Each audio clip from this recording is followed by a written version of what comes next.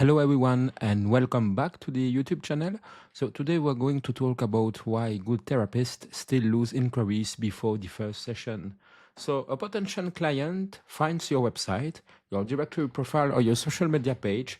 They read a little bit about you, something connects, and then they send an inquiry. But then nothing happens. Or they reply once and disappear, or they are interested but never book the first session. And when this happens, then many therapists immediately assume that the problem is themselves. They think maybe I am too expensive, maybe I didn't sound warm enough, maybe I am not just experienced enough, or maybe there are just too many therapists right now. And of course, sometimes those things can have an influence. But very often, good therapists lose inquiries before the first session for a much simpler reason. The inquiry process is not clear enough. The client doesn't know what happens next. The therapist's reply is kind but vague.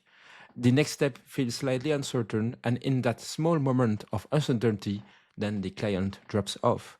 Not because you are bad, not because the client was never serious, but because the bridge between inquiry and the first session was not strong enough.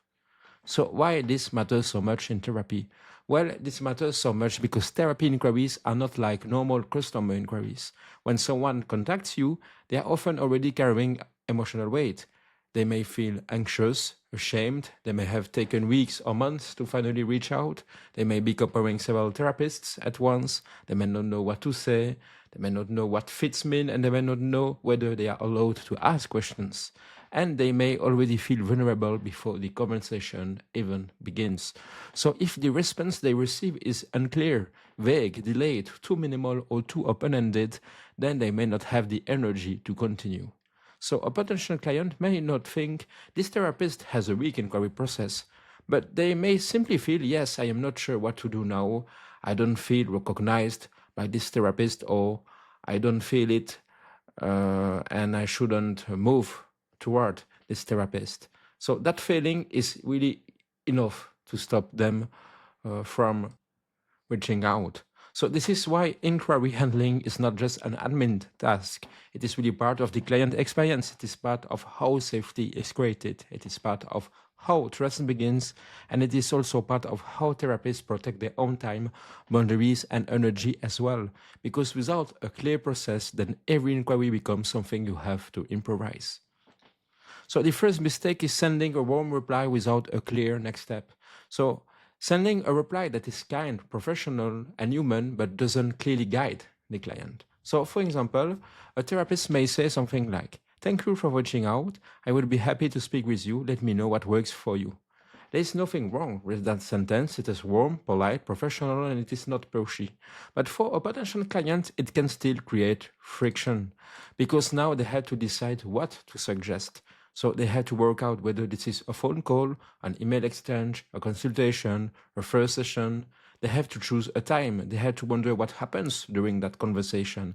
And when someone who is already anxious, even a small amount of decision making can feel like too much. So a clearer version would gently reduce that uncertainty, and it would look like that.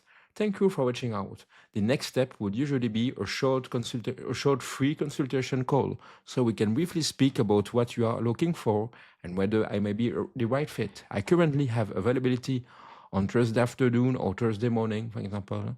So if one of those works for you, then I can send over the details." So notice the difference here. It is not more salesy, but it is more containing. It is more precise. You are just providing the next step in a simple way. It gives the client a next step. It gives them a reason for that step as well. And it reduces the amount of thinking that they have to do. So that is really the goal, not precision, but just containment. So the second mistake is not explaining what the first conversation is for. So another reason therapists lose inquiries is that the potential clients don't understand what the first conversation is supposed to be. Many therapists offer a short consultation call, but they don't always explain it clearly. So the client may wonder, will I have to tell my whole story? Is this a sales call? Will I be assessed? Will I be pressured to book? Can I ask questions? Or will I know whether the therapist can help me? So where the purpose of the first step is unclear, is unclear, then the client has to fill in the gaps themselves. And anxious clients often fill gaps with worry. So one of the simplest ways to improve inquiry conversion ethically is really to explain the purpose of your first conversation. So for example, the consultation call is not a fully therapy session. It is simply a short conversation to understand what you are looking for, answer any practical questions, and see whether working together may feel appropriate. So this kind of wording matters. It gives the client permission to arrive without having everything perfectly prepared. So it removes pressure, it explains the boundary, and it also helps the therapist keep the call focused. Again, this is not about selling therapy, it is just about helping the client understand the process clearly enough to take the next step. The third mistake is making the client carry too much of the process. And this is something that happens, and unintentionally, of course, but it happens, so it's important to talk about it. So a therapist may reply warmly, but then ask several open questions at once. So you may ask the client to explain what they are looking for, share availability, choose a format, confirm location, decide between online or in person, and say whether they want a call or first session. So all of those questions may be reasonable, but together they can feel heavy, especially for someone who is already overwhelmed. So a better inquiry process is not necessarily longer, but it is more guided. The therapist can still gather the information they need, but in a calmer order. So first, acknowledge the inquiry, then you will explain the next step, and then you will offer just a simple choice. And after that, you will clarify any essential boundaries or practical details. So let's take an example. Thank you for getting in touch. From what you have shared, the next step would be a brief consultation call so we can see whether this feels like the right fit.